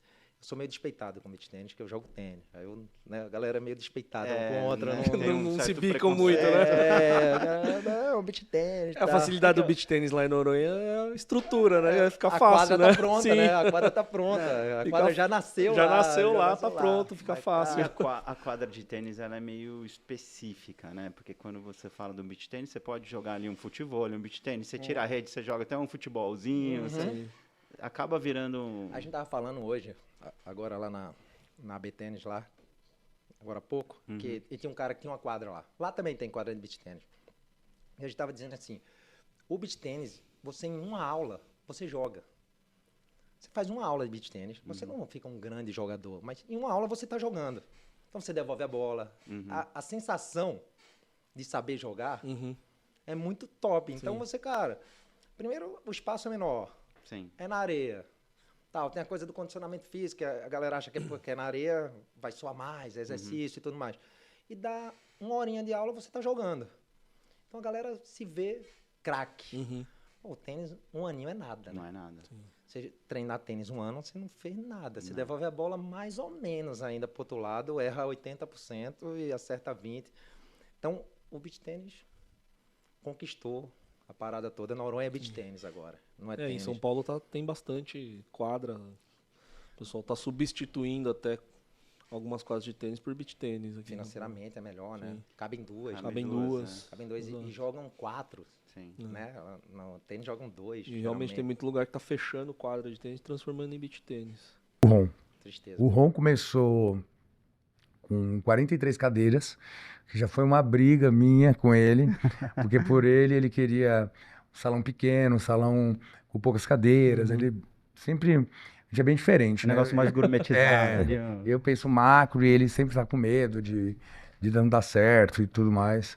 Aí tanto foi que falei, acabei conseguindo 43 cadeiras, mas com 6 meses a gente já fez a primeira expansão e já colocou mais 30 e poucas cadeiras. Hoje, só pra gente ter uma ideia de Hoje a comparação. gente tá com 200, a gente bateu o Guinness Book lá na Avenida Brasil, com 227 assentos. Caramba. E no Iguatemi tá com 130 e poucos. Caramba. É. É gente pra caramba todo dia ali se cuidando. É, gente, são quase 500 funcionários rodando o dia todo. E em cada... 7 dias por semana. Não. Na Brasil é de terça a sábado. Tá. Domingo e segunda a gente reserva para os workshops que a gente dá interno, ou a gente aluga, ou a gente dá workshop realmente para o pessoal em geral, hein, que vem de todos os lugares do país e fora do país também. Vem bastante fora do país. E no Iguatemi? Iguatemi, horário de shopping, né? Iguatemi de domingo a domingo, só fecha 2 vezes no ano. Dia 25 de dezembro e dia 1º de janeiro. É um trabalho mais ou menos, né? Vocês dormem? Comem? A gente tenta. Passeiam? Aliás, como é que faz para passear, né? Porque os dois viajam juntos, vai sair de férias. Agora mesmo a gente voltou do feriado do dia da Semana Santa, foi bem legal. Tô até rouco de tanto que eu cantei no karaokê. Foi minha família inteira, minha família dele A gente vai inteira. pedir pra ele cantar até o final do Não, episódio. você cantar. Eu tento. Mas foi bem gostoso. Foi minha família inteira, a família dele inteira. Foi umas 16 pessoas. Nossa. E aí foi bem gostoso. E aí com quem cuida? Como é que fica pra gerir de longe isso? Foi sexta, sábado, domingo, né? Pelo amor de Deus. E viagem longa não faz? Não, faz. Mas a gente tem uma equipe. A gente tem uma equipe, tanto no Iguatemi quanto no Brasil, gerentes, subgerentes. Senão a gente morre, né? Sem vida. Não dá, né? Não dá pra... Ainda mais os dois vão normalmente sair juntos, né? Agora depois do Iguatemi, a gente tá evitando mais de viajar junto. A não ser quando for para passear mesmo. Mas a gente viajava bastante a trabalho também. Mas a gente optou agora para quando um sair, o outro tá aqui. Se dividir. Porque é muita gente para tomar conta. Olha lá, não dá. Tem um amigo meu que ele falou, não, eu vou fazer a festa que é aniversário dele. O cara foi fazer a festa que é aniversário dele no Highline, que é uma das minhas casas. Eu vou levar umas 200 pessoas. Foi só o irmão dele. Nenhum então. amigo, zero. O irmão, só foi ele e o irmão. Eu falei, mas como que só veio você e seu irmão? Tá o irmão dele foi embora cedo ainda. Foi só pra falar que foi, né? Falou tipo, pô, e era gêmeo, né? Fazia no mesmo dia ainda, pior. Eu falei, não é possível. Agora, Léo, antes de entrar aí na questão do empreendedorismo todo, conta pra gente, o que foi o mais legal da época de DJ, quais foram as baladas mais legais que você tocou? E como é que funcionava? A gente estava conversando um pouquinho antes aqui da gente começar a gravar, né? Mas é diferente hoje a posição do DJ do que algum tempo atrás. Hoje em dia os DJs são artistas mega ultra, virou uma coisa muito grande, né? A carreira de DJ. Antigamente, pelo menos na época que eu comecei, o DJ ele não tinha essa exposição tão grande, ele não ganhava um mega cachê do jeito que é hoje, entendeu? Na época era uma coisa tipo assim, quando eu comecei a tocar, minha mãe falava, se você parar com esse negócio de DJ, eu te dou um presente, escolhe aí um presente, para com esse negócio. DJ é coisa de vagabundo, é coisa de quem quer ir pra balada só e quer acordar tarde, você tem que acordar cedo e trabalhar. DJ antigamente era casa noturna, né? O DJ não fazia show como faz hoje. Né? Hoje eles encem a imagem que eles tinham, o que era do DJ? Era o cara que quer ir pra balada, não quer pagar pra entrar, quer beber de graça e pegar a mulherada, era isso. E era isso, não? Cara, não, sabe o pior de tudo? O pior de tudo é que no meu caso não, porque eu não bebo. Não bebe nunca? Cara, não bebo nada. Não bebo nada, assim, nunca também é uma palavra forte. Nunca diga nunca, né? Não dá pra você falar nunca, mas raramente quando eu tô com os meus amigos, tá? Putz, aí tomo um drink, 2. Se eu tomar 2 gin tônica, tô muito bêbado já. Tipo, já tô levemente bêbado, assim, já tô meio assim. Com 2 já tô bem bêbado, então não tem nem como eu beber muito. Eu bebo super pouco, assim, bem raramente. Quando eu tô num restaurante, nas minhas casas, eu nunca bebo. Porque é importante no lugar onde você está trabalhando, você manter o respeito de todo mundo ali, dos funcionários e tal. Então, eu não sou adepto de beber durante o trabalho. Sim. Mas eu sou um cara que naturalmente já não bebo, porque meu pai e minha mãe já não bebiam nada. Eles são 0 álcool ali, os dois. Então, eu já vim dessa cultura de casa. E como eu tive o meu primeiro acesso à bebida quando eu estava na faculdade. Aí eu provei aquilo e falei, nossa, que gosto ruim, cara. Suco de laranja é tão mais gostoso. Eu ia tocar, na época eu tocava na Royal, lá no centro, que era uma casa que tinha no centro de São Paulo. E aí o pessoal falava, o que você quer no seu rider de camarim? Aí eu sempre deixava uma jarra de suco de laranja. Aí, cara, mas você não quer bebida, não quer vodka, não quer não sei o quê. Quando eu tava com os meus amigos, os caras, não, pede uma garrafa de vodka, porque você vai dar pra gente a garrafa de vodka. Aí eu, tá bom então, vai. Uma garrafa de vodka e um negócio de suco de laranja. Aí eu pedi a vodka e o suco de laranja. Aí eu dava a vodka pros meus amigos e ficava com o suco de laranja. Você tá, é que nem eu, né? Quando a gente vai em algum lugar, algum barzinho, às vezes tem consumação, ele fala, pô, mas tem consumação, não tem problema, eu consumo, só consumação. É isso. Manda pra cá. Eu também não bebo. É. Então toda vez eu viajava com os meus amigos, todo mundo queria viajar comigo, porque ia pra balada e entrar de graça, e ainda ia beber, né? Ainda beber ainda. Pô, né? Aí quem não quer ir? É, aí por isso que a gente movimentava tanta gente, tá vendo? Mas e aí, quais foram as mais legais? Quais aquelas que você se lembra e fala, putz, essa... Vou te falar que pra mim as mais legais mesmo, de verdade, foram as do começo da carreira. Porque quando você tá começando, é uma coisa tão... Você tá descobrindo tanta coisa nova, assim, é tão... Tudo tão inédito, né? Assim, é tudo tão... Tudo, nossa, primeira vez que eu tô indo tocar nesse clube, nossa, Mega Ultra Master... Cara, eu lembro até hoje a primeira vez que eu toquei na Lotus. Era um clube que tinha, não sei se vocês pegaram a Lotus, que tinha no WTC. Era um lugar que eu ia e falava, nossa, esse lugar é muito... Nossa, é incrível, é foda, é não sei o quê. Meu, aí me chamaram pra tocar lá. Aí eu fui, toquei, falei, nossa, tô tocando na Lotus, animal. Aí toquei, fui super bem. Aí, me chamaram de novo. Eu falei, nossa, não acredito, Aí depois fui tocar num outro restaurante balada que chamava Museu, não sei se vocês lembram também. Aí fui tocar, também já era um lugar que eu falava, nossa, esse lugar é incrível, não sei o quê. E foi demais, assim. Então, pra mim, as melhores de todas que eu toquei, não foram as maiores, as mais, sabe assim? Foram as do começo, porque era aquele negócio que você tá descobrindo aquilo lá, sabe assim? Você fala, a ser nossa... reconhecido também. Não, e aí é legal porque assim, você começa a sair... E aí você chega nos lugares e... Léo, tudo bem? Aí você para de tocar. Nossa, seu set foi incrível. Posso tirar uma foto com você? E não sei o quê, não sei o quê. Aí você começa a ter esse gostinho do, sabe, do trabalho bem feito. Cara, é muito legal isso. Gente, daí. E tem um estudo que diz o seguinte. É gasto no ano 3 bilhões de dólares em programas de liderança. 75% é ineficiente. Caramba. A pessoa, depois de 3 meses que faz um programa de liderança, ela volta ao padrão que ela já tinha. Então, ou seja, joguei fora um treinamento. Isso no Brasil, tá? Inclusive, né? No mundo. É que eu acho que, assim, é bem o que você está falando, assim, a questão da adaptação e os programas de liderança, eles são meio padrão. Isso. E as pessoas têm estilos diferentes, né? Exato, as pessoas são diferentes. As pessoas são diferentes. Então, fazer um treinamento de liderança meio generalizado para ganhar dinheiro. É muito complicado, porque...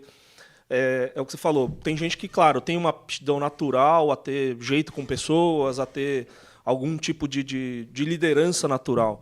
Mas todo o restante é treinável e assim, as pessoas são diferentes. Então, cada um vai desenvolver um estilo diferente de liderança, de como lidar com as pessoas. Então, todo esse treinamento que é feito, muitas vezes, de liderança, ele é meio...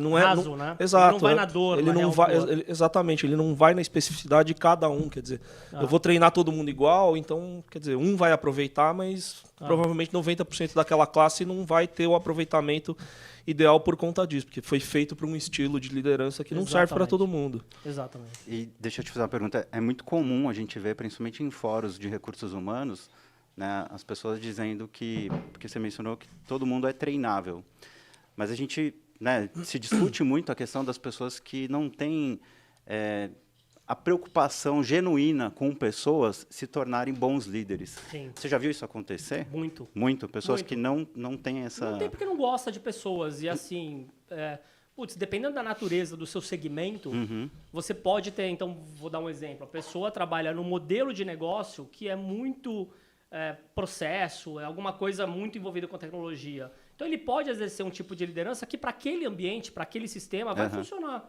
daquele jeito. E ele pode nem ser tão bom com pessoas, mas é muito bom com tecnologia. Minimamente, ele tem que ser. Agora, é óbvio que, se ele for bom com pessoas, o resultado vai ser melhor. Mas eu já vi, sim, muito pessoas que insistem em serem líderes. Na verdade, todo mundo tem um aspecto de líder. O ser humano ele é influenciável e influenciador o tempo todo. Seja na tua casa, na tua família, com teus amigos. Você sempre tem um estágio de influência. O cérebro também é assim. Nosso comportamento humano eu sempre vou... Tanto é que se a gente for viajar para algum outro estado, o Brasil é muito rico culturalmente, fica um mês em outro estado e volta para São Paulo. Você vai falar um pouquinho com aquela né? Com aquela fala, né, local. Isso envolve em todos. Nossos comportamentos é muito forte de ser influenciado. Mas sim, eu vejo, Samuel, ainda programas ineficientes. Eu vejo uma falta também das pessoas. Existem 3 núcleos de aprendizado. Eu tenho a pedagogia, que é o ensino da criança. Eu tenho a andragogia, que é do adulto. Mas qual que é o futuro que eu vejo para você ser mais... para ter uma equipe ou uma empresa mais holocrática? O que é holocracia? É uma empresa de forma que ela é autogerida. O departamento tem um nível de maturidade tão alto que eles trabalham baseado em projetos. Então, todo mundo é líder ali. Você não tem... todo mundo é líder. Você vai ter foco no projeto. Isso é holocracia. Para eu ter holocracia, eu preciso de eutagogia. O que é eutagogia? Eu sou responsável por criar a trilha de aprendizado que eu necessito para oferecer o valor que eu quero. E oferecer essa trilha... Então, a gente expande o nível de consciência de uma pessoa que fala assim, cara, se eu trabalho aqui na TX, eu tenho que entregar valor para o meu cliente, tenho que ter eficiência operacional, vocês fazem um monte de coisa. Isso está intimamente ligado com quanto que vocês, eu sei que vocês fazem isso, estudam. Né? Tava falando lá, acabou de ler meu livro, vai ler pela segunda vez. E eu acho que se você não estudar, uma das maiores, na minha opinião, sempre foi, vantagens competitivas é estudo. Não tem como viver, na verdade nunca teve, se você não estiver disposto a estudar. Só que se tu vai estudar e ver como o cérebro aprende, então como o cérebro aprende, como as pessoas estudam, putz, tem uma distância grande aí, bem grande. Então, o meu papel é chegar na empresa e falar assim, olha, eu estou no momento de diagnóstico, eu estou há pouco tempo numa nova empresa farmacêutica. Então, o meu momento agora é de fazer um baita diagnóstico. O diagnóstico que eu estou fazendo não é diferente do que eu já vi. Então, eu tenho bom para mim, porque eu vou ter que remodelar algumas coisas para ter mais eficiência na curva de aprendizado, baseado nas competências que são exigidas. Vou dar um exemplo. IA. Eu acho que é inevitável, foi a palavra mais falada em 23. Em 24 continua sendo a palavra mais usada e ela é inevitável. Existe uma inevitabilidade. Se você não estudar IA, independente do setor que você trabalha, você está fora do jogo. Você tem uma desvantagem competitiva. Em qualquer setor, na medicina, no direito, em qualquer setor, no outsourcing, em qualquer setor. Quanto mais IA eu tenho, por isso que eu falo, não é a IA que vai tirar emprego. Quem vai tirar emprego é o humano que usa IA bem. Contra quem não usa IA bem. Então, o humano que vai tirar sempre o IA emprego sozinha não vai fazer nada. Não vai fazer nada. Agora, para eu usar IA bem, eu preciso ter uma coisa que a gente está perdendo e é geracional. E isso é um pouco assustador, que é a inteligência humana. Porque quem comanda, quem dá o prompt da IA é o cérebro bem performático, humano. Eu tenho que ter capacidade cognitiva alta, eu tenho que ter funções executivas preservadas, eu tenho que ter uma cognição de alto nível, um pensamento crítico para eu poder dar o prompt para criar um documento, para fazer o que eu quiser com a IA. E a gente está perdendo isso, isso é geracional, isso é assustador. O que está acontecendo no mundo é o excesso de tela, não na nossa geração, mas talvez em outras gerações, o excesso de tela está limitando o nosso foco atencional. Então, se eu tenho excesso de tela, eu não tenho uma coisa no cérebro, eu tenho uma região, algumas regiões que são chamadas de sistema atencional supervisor. Ele é o precursor do foco. Para eu ter foco, eu preciso dele preservado. Para eu ter ele preservado, eu tenho que me livrar de estímulos externos no momento que eu estou conversando, que eu estou me relacionando com alguém, que eu estou estudando. Então, aquele papo de que, não, o jovem estuda ouvindo música com 3 telas, com livro. Ah, não, mas eu sou multitask. Então, não é. Você está dividindo rede neural de execução.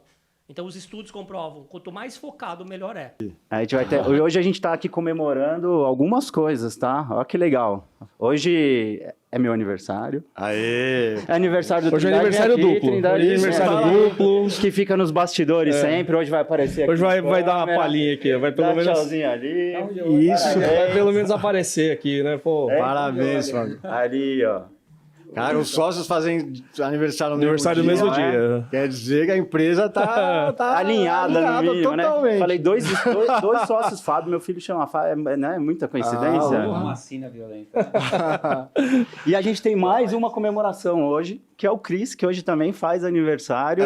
Hoje 1 ano e 8 meses aí na batalha. Aí. Parabéns. Uma batalha pessoal que eles já sabem qual é. Que a gente Parabéns. vai falar, né? A gente vai falar sobre isso. Mas, cara, parabéns. Obrigado. Parabéns uma batalha pra vocês também, né? Dia após dia aí, a gente tá torcendo muito aí para que seja eterna. Não, vai ser. Dessa vez vai ser. Amém.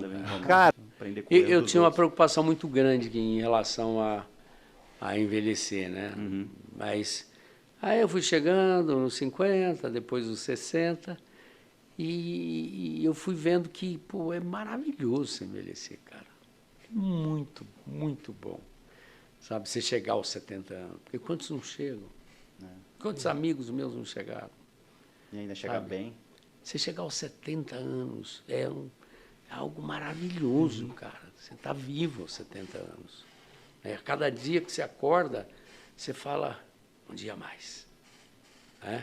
Eu nunca falo um dia a menos, porque o certo seria um dia a menos, né? Não é?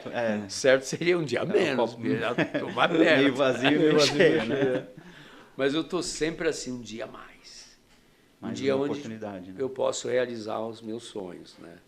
Eu não pode parar de sonhar. Sim. Né? Tudo isso que a gente está falando aqui e tudo que a gente falou até agora sobre o que eu quero fazer é um sonho, cara. Sim. É um sonho.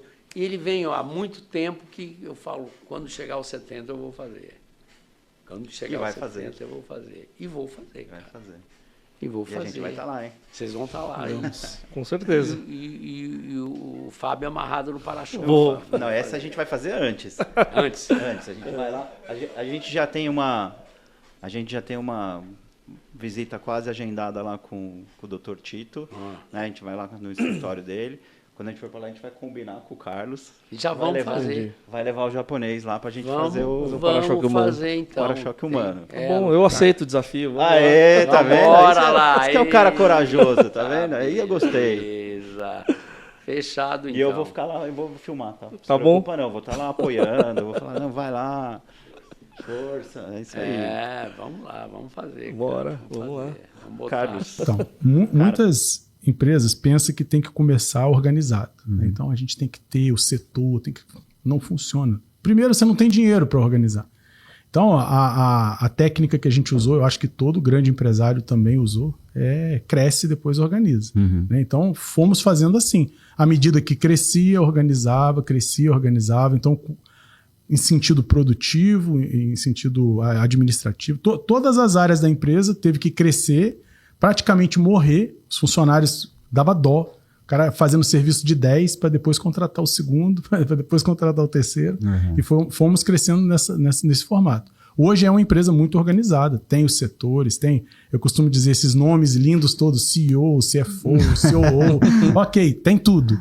Mas não começou assim. Né? A empresa ela começou, eu atendendo, telefonema como vendedor, eu atendia também como fiscal, eu atendia também como financeiro.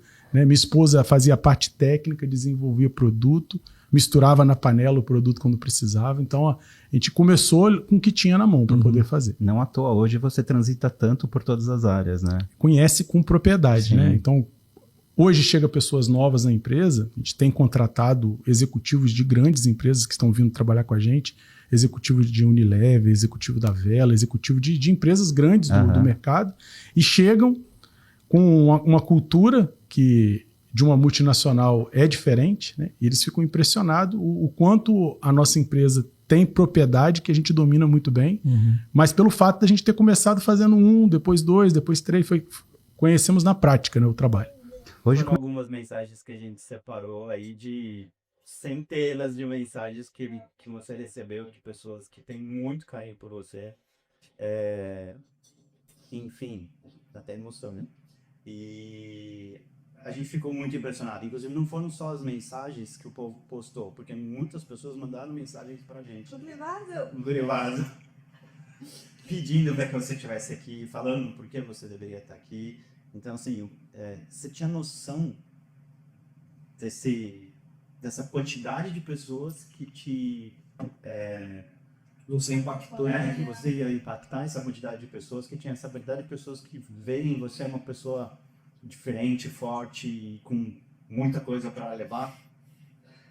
Não tinha noção, a menor noção, porque quando saiu o vídeo, eu pensei assim, poxa, vou fazer uma campanha, vou mandar para algumas pessoas, tal, para poder dar uma movimentada. Mas assim, foram as primeiras 2 horas, 3 horas, consegui enviar ali para umas 50, 100 pessoas, e depois eu perdi o controle e foi. Enviar no grupo dos amigos, grupo da escola, grupo das dietas, dos pais, dos professores da escola, né? Dos professores da escola. E foi assim, eu fiquei realmente... Porque eu tava até conversando com o amigo Carlos, eu tava prestes a desistir do Instagram. Porque, tipo, é muito trabalho você produzir conteúdo, você, né, conciliar com todas as atividades que a gente tem. E produz e tal, cara, parece que a gente não vê um retorno, né? Já tem 4 anos que eu produzo conteúdo pro Instagram, então... A gente produz, tem 30 curtidas e tal, mas aí, quando foi o vídeo, tipo, vieram todas juntas de uma vez só e fez essa proporção toda. Então eu falei, opa. Olha que engraçado, né? Você falar que você estava prestes a desistir do Instagram. E eu até separei aqui. Dá pra eu colocar aí? Não sei se você vai lembrar disso. Ah, meu Deus. Mas, assim, nos primeiros episódios do Checkscast, né, assim, a gente acho que já tinha soltado uns 3 ou 4 episódios. A Jocada, né, acredito que ela desde o começo está acompanhando, VDP assiste e comenta, enfim. Ela mandou esse texto para mim. E eu vou ler aqui. Vocês ainda podem não ter consciência da dimensão e da grandiosidade do trabalho que estão desenvolvendo na evolução coletiva. Mas isso em algum momento se revelará.